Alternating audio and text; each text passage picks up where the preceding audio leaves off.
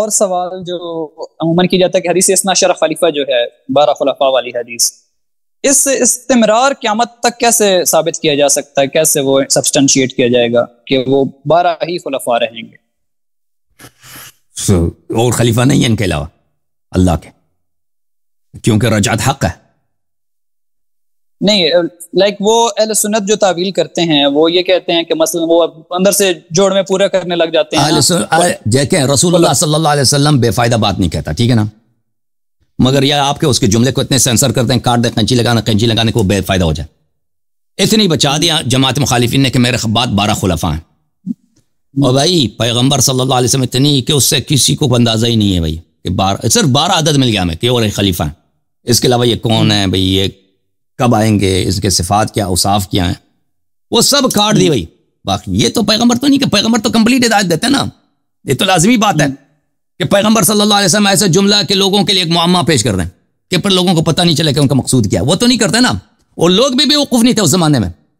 نبی صلی اللہ علیہ وسلم کا اگر کوئی بات کہتے تھے تو لوگ سوال کرتے تھے کہ آپ کا مقصود کیا ہے، ایکسپلین کر دیں آپ. اور وہ کبھی نہیں کہتے میں ایکسپلین نہیں کرتا، جی آپ خود اندازہ لگاؤ. تو یہ جو آپ کے کتب میں ہے، مخالفین کے کتب میں کہ 12 خلفاء ہیں، اس سے زیادہ نہیں ہے. تو یہ سینسرشپ کے بعد آیا ہے، ٹھیک ہے نا، بہت انٹینسو سینسرشپ کے بعد کہ ان کے صفات کو ہٹاؤ، ان کے ناموں کو ہٹاؤ، وہ کون ہے، تاکہ خلافت دوسروں کی بھی بن جائے، ٹھیک ہے نا، کیونکہ حکومت غاصبین کے ہاتھ میں. تو اس حدیث میں کلہم من قریش کا جملہ تو کلہم میں کوئی یہ بھی فائدہ نہیں نا. ہاں، کیونکہ بنی عباس بھی قریش ہے، بنی امیہ. اگر خلافت کسی اور کو ملتی نا تو وہ بھی مٹا دیتے. اگر بنی عباس اور بنی امیہ کے علاوہ خلافت کسی ایرانی کو ملتی نا تو یہ بھی حذف ہو جاتا. علماء کرام اس کو بھی کاٹ دیتے، قینچی لگاتے ہیں، مٹا دیتے ہیں، ڈیلیٹ پریس کر دیتے. تو یہ اس لیے بچ گیا کہ بھائی وہ کسی سے سیاست سے اس کو حساسیت نہیں ہے اس مسئلے پہ. وہ قریشی ہے، کیونکہ بنی عباس بھی قریشی ہیں، وہ بھی بنی امیہ بھی قریشی ہیں. ہاں، تو رسول اللہ صلی اللہ علیہ وسلم اس کے احادیث تو بے شمار ہے کہ ہمارے کتب میں، بلکہ آپ کے کتب میں بھی، معال السبتین میں، اور اللہ آپ کا بھلا کرے، ینابی المودہ میں، اور ایک اور بھی کتاب ہے یہاں پر، فرائض السمتین. ان کتابوں میں 12 اماموں کے نام بہت ہیں. ہماری کتابوں میں تو بہت زیادہ ہیں کہ رسول اللہ صلی اللہ علیہ وسلم نے سب بتا دیے، ٹھیک ہے نا بھائی. اچھا، قرآن اہل سنت کے ہاں ایک بڑا تواتر کی حد تک ایک باقاعدہ عقیدہ مانا جاتا ہے کہ ہم روز قیامت جو ہے خدا کا دیدار کریں گے. یعنی یہ تجسیم کے بھی بہت زیادہ روایات ملتی ہیں، اور رویت کی تو بہت زیادہ روایات ہیں نا، تواتر کی حد تک باقاعدہ. تو قرآن مجید کی کچھ آیتوں سے وہ استدلال کرتے ہیں، جس طرح مجھے پوری آیت تو نہیں یاد، الی ربھا ناظرہ، وہ اپنے رب کی طرف دیکھنے والے ہوں گے، وجوہ یومئذ، وہ جی تو وہ اس کی کیا مطلب بنے گا کہ وہ اپنے رب کی طرف دیکھنے والے ہوں گے؟ نظر جو ہے عربی زبان میں انتظار کے معنوں میں آتا ہے، ٹھیک ہے نا. انتظار کے معنوں میں بھی جیسے انتظار ہے، اسی طرح نظر انتظار کے معنوں میں آتا ہے. دیکھیں میں آپ کو بتا دیتا ہوں، الی ربھا ناظرہ، الی نعمت ربھا ناظرہ، یعنی اپنے رب کے نعمت کی انتظار کر رہے ہوں گے. یہ صحاح اللغہ ہے،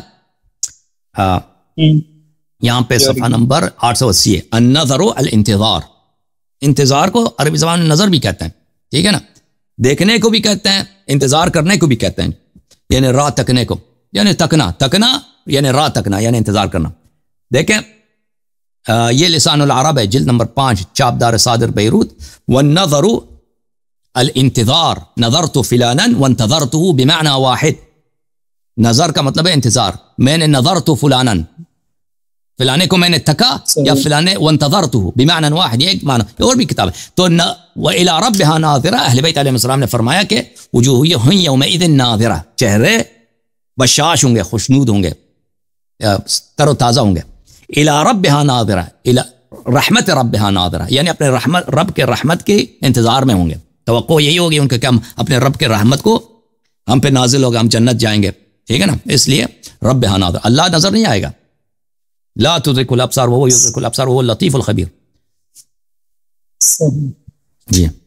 اور جو میراث پیغمبر ہوتی ہے اس میں جو عموماً جو قرآن مجید کی 2 بڑی واضح آیات ہیں، ووارث سلیمان داؤد، اور دوسری رب هب لی ولیا من لدنک ولیا یرثنی ویرث من آل یعقوب. اس میں کہاں سے ثابت کیا جا سکتا ہے کہ وہ مالی وراثت؟ اطلاق سے بھائی، اطلاق سے, ٹھیک ہے نا. وَيَرِثُنِي وَيَرِثُ مِنْ آلِ يَعْقُوبَ علمی اور نبوت کا یعنی ٹرانسفر ہونا ہے. إِنِّي خِفْتُ الْمَوَالِيَ مِنْ بَعْدِي وَإِنِّي خِفْتُ الْمَوَالِيَ مِنْ وَرَائِي. وہ حضرت زکریا علیہ السلام نے کہا کہ مجھے نوکروں سے ڈر ہے. تو نوکر تو مجھے وارث دے دے کیونکہ مجھے نوکروں سے ڈر ہے. اور بھائی نوکر نبوت تو نہیں چڑھا سکتے نا. نوکر وغیرہ جو ہے, نوکر مزدور یا جو پڑوسی ہیں, موالی جس معنوں میں لے لیں, وہ تو نبوت چوری تو نہیں کر سکتے نا. وہ تو مال ہی چوری کر سکتے ہیں نا, مال پہ قبضہ کر سکتے ہیں. تو یرثنی و یرث من آل یعقوب, تو اس میں واضح قرینہ موجود ہے. صحیح ہے بھائی محمد بھائی؟ تو وہ کہتا ہے کہ یرثنی من, جی جی جی جی میں کہہ رہا ہوں یہ انجینئر کی ویڈیوز. پھر عربی زبان میں دیکھیں ورثہ جو ہے نا, ورثہ ان چیزوں کو کہتا ہے جو قابل انتقال و ملکیت میں. دیکھیں خود ارثا یرثو جو ہے خود حقیقت میں یہ حقیقت ہے. حقیقت کو کس کو عربی زبان میں بولتے ہیں؟ یعنی لٹرل سینس, لفظی جو معنی ہے نا, لفظی معنوں میں یہ ان چیزوں کے لیے ہوتا ہے جو قابل وراثت ہو. نبوت قابل وراثت نہیں ہے. نبوت میں اگر ہم کہتے ہیں نا فلانی نبوت پہ ارث میں مل گئی, تو یہ کیا ہے؟ یہ اس میں مجاز ہے. لغوی معنوں میں ورثہ یرثو ان چیزوں میں ہوتی ہے جن کی ملکیت انتقال ہو جائے. ملکیت اگر منتقل ہو, یعنی اس کتاب کا میں مالک ہوں, اس کتاب کا میں مالک ہوں نا, اب میں جب وفات ہو جاؤں گا, جو بھی میرا وارث ہوگا یہ اس کا مالک بنے گا, یہ اس کا مالک بنے گا. تو یہ ان چیزوں کے لیے یعنی لٹرل سینس اس کی یہی ہے کہ وہ ان چیزوں کے لیے ہوتی ہے جو پراپرٹی ہو, فزیکل جو پراپرٹی ہوتی ہے, جو قابل ملکیت میں قابل انتقال ہو. میراث, توریث, ارث یرثو اسی میں ہوتا ہے, ٹھیک ہے نا. ورث یرثو ان چیزوں میں ہوتا ہے. اگر علم کے متعلق اگر کہا جائے نا کہ اس کے علم میراث میں ملی ہے, یا نبوت یا امامت میراث میں ملی ہے, تو یہ مجاز ہے. یہ لٹرل سینس نہیں ہے, فگریٹو. سمجھتے ہیں نا مجاز, فگریٹو اور لٹرل سینس کو. تو جو قرآن میں جو الفاظ آئے ہیں کہ یرثنی و یرث من آل یعقوب, تو یہ لٹرل سینس میں صرف اور صرف ان چیزوں کے لیے ہوتی ہے جو ملکیت میں قابل انتقال ہو, ٹھیک ہے نا. پھر اگر کہہ دے کہ نہیں, اطلاق سے تو ثابت ہو جاتا ہے نا کہ اللہ تعالیٰ نے کوئی شرط نہیں لگا دی.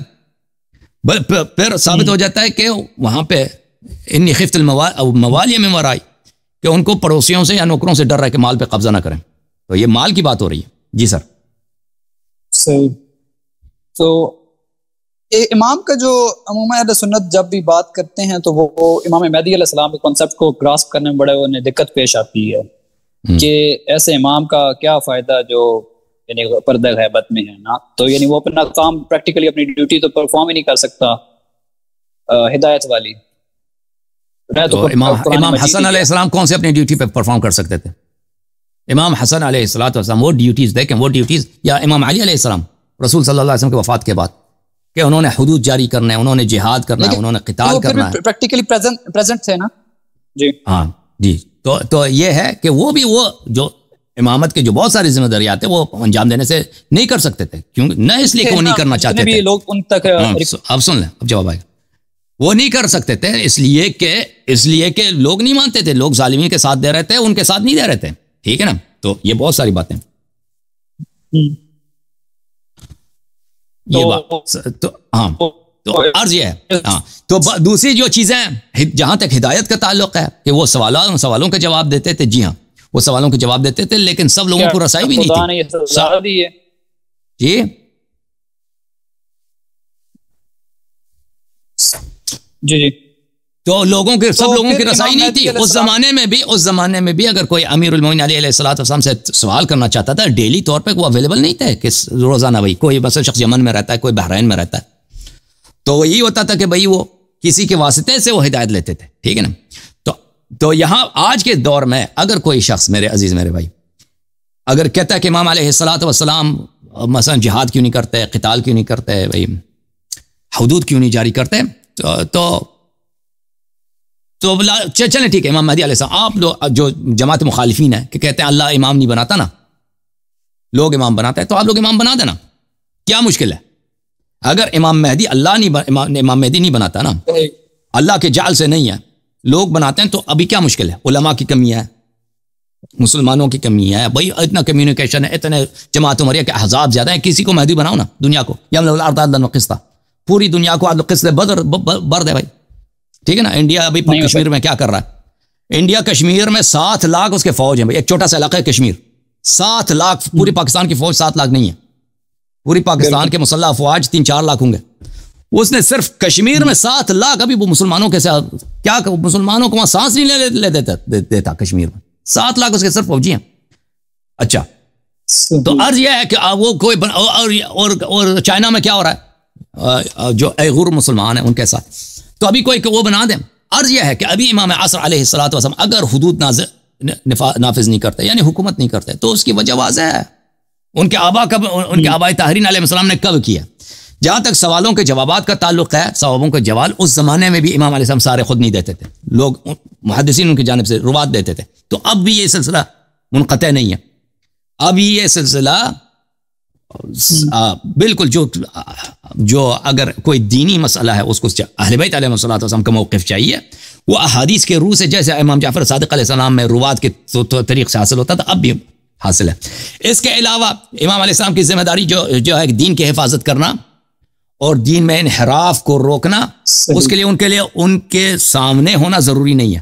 یہ کام وہ غیبت میں رہ کر سکتے ہیں، یعنی لوگ ان کو پہچان نہ لیں لیکن وہ ایسے کام کریں، ایسے لوگوں کو توفیق دیں، ایسے اپنے مہرے لوگوں کے سامنے لائیں کہ وہ دین کی خدمت کریں اور شبہات کا جواب دے دیں، اشکالات کا جواب دے دیں، بدعات کا ذکر کریں، لوگوں کو سمجھائیں کہ فلاں بدعتیں بالکل یہ کر سکتا ہے. امام علیہ السلام نے ہمیشہ یہ کیا ہے، اسی لیے شیعہ مذہب بچا ہے. شیعہ مذہب کا میں ہمیشہ کہتا ہوں سب سے بڑا دشمن شیعہ علماء ہے. تو یہ مذہب بچا کیسے ہے؟ شیعوں کو خود اپنی مذہب کا تو پرواہ ہے نہیں، ٹھیک ہے نا بھائی. علماء بھی تو مذہب ان کے لیے کاروبار ہے، تو شیعہ مذہب بچا کیسے ہے اتنے دشمنوں کے باوجود، دشمن باہر سے اندر سے بھی؟ تو امام عصر علیہ السلام کی وجہ سے بچا ہے، ٹھیک ہے نا. اوکے میرے بھائی.